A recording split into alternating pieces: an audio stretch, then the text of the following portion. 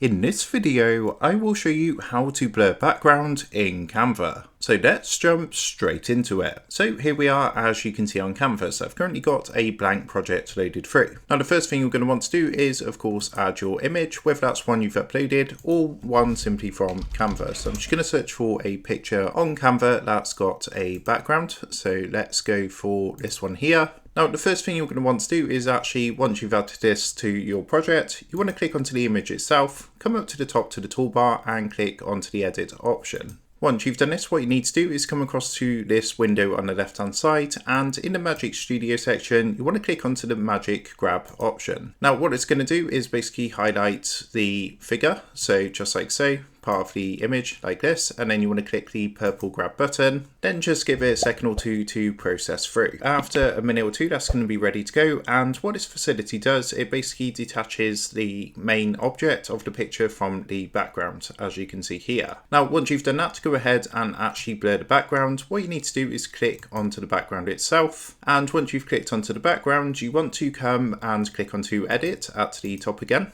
And after doing this, come to this menu on the left hand side, and in the FS effects section you should see a blur option. If you don't see this, you might have to use the arrow to scroll along just like so, but you want to click onto blur. Then what you need to do is click onto add blur, and at the top you want to change from brush to whole image. Now after doing this, you've got a slider bar. What we can do is adjust the intensity of the blur, and once you're happy, just come up to the top left hand corner, click onto the back arrow just like so. As you can see, we've now gone ahead and blurred the background. So that is how to blur background in Canva. With that being said, I hope this quick tutorial did help you out today. And if this did help you out, I would really appreciate it if you was to consider dropping down below the video, leaving a like, and also subscribing to the channel. With that being said, I just want to take a minute to thank you guys for watching this quick tutorial, and I will see you in the next video.